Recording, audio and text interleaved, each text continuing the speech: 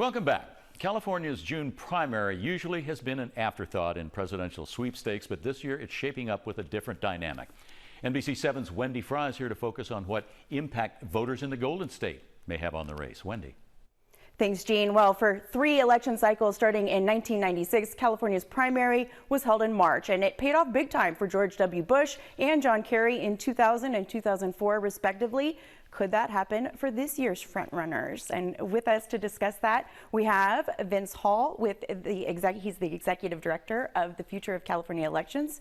And we also have John Nienstedt. He is the president of Competitive Edge Research and Communication. Thanks so much for both of you for joining us today. Thank you. Happy to be here.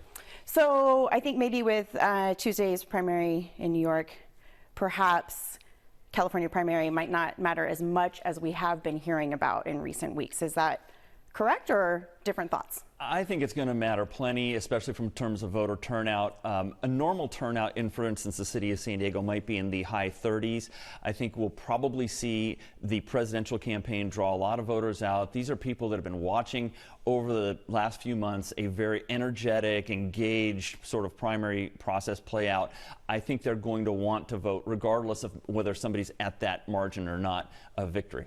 Compared to last election, what are we seeing difference? 2014 was the low watermark for California elections. It was the lowest voter turnout we've seen since World War II. Particularly amongst the youth vote, turnout was very poor in 2014. According to specialists, the turnout, you were more likely as an 18 or 19-year-old to get arrested than you were to vote.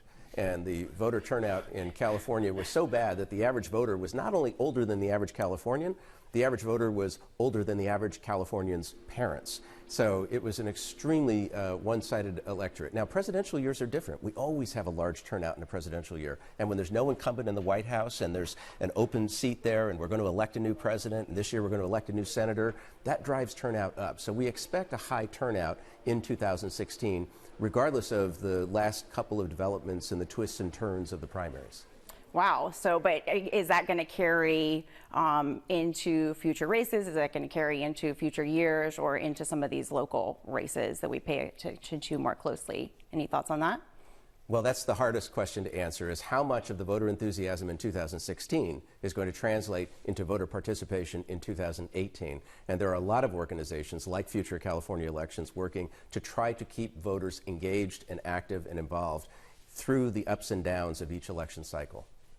This has impacted a big registration for Republicans, correct? Or? Well, yeah, what's interesting is Democrats have really outpaced Republicans in the current registration numbers. So from January to currently, there's been a big spike in Democrat registrations, a modest spike in Republican registrations if we get to the GOP nomination contest on the 7th of June. But what's interesting is in other primary states that we've been looking at, closed primary states just like we have in California, Republicans are turning out at an incredible rate, 140% of what they did back in 2012. Democrats, not so much. They're about 90% of what they did in 2008. That has large implications, maybe big consequences for other races on the ballot that we would call down ballot races that aren't the presidential. Closed primary for the presidential, but California has open primary for... On the Republican side, it's a closed primary. On the Democrat side, it's an open primary. Right. And so, but there's one issue going on, too, with the American Independent Party where we wanted to talk about just people might be thinking that they're registered as independent and they might be able to vote in this Democratic primary, but they're not going to be able to. Can you tell us why? Well, it's a very important issue because the fastest growing political party affiliation in California is independent or nonpartisan. The legal term is no party preference. But about 500,000 Californians, including 50,000 people right here in San Diego County, are registered members of something called the American Independent Party.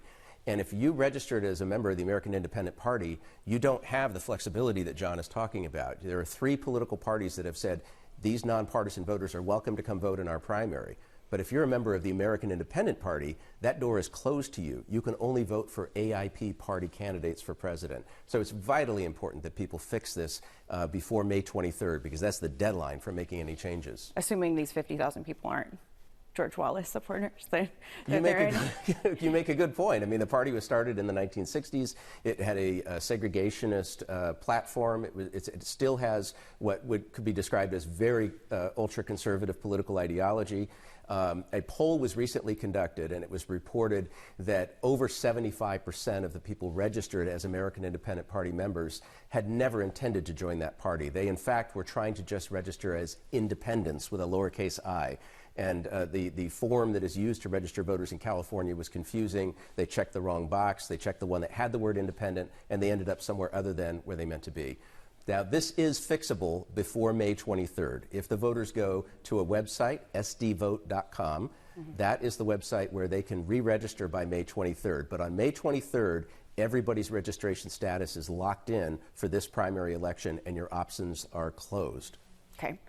I want to just get right back to voter turnout real quickly. Not just getting these folks out to the ballot box, because that seems like they're going to do that for the presidential, but then going down the list and getting to some of these other races, some of the local races. How did these campaigns do that? Well, that's where the secret sauce of the campaigns really comes to the fore. It's not about GOTV or getting out the vote. It's more about getting the folks who are already voting for president to go down the ballot, past the U.S. Senate race, which has how many candidates, Vince? 34 candidates running for U.S. Senate. 34 candidates, past a few measures here and there, past other, all the way down to a city council race, that sort of thing.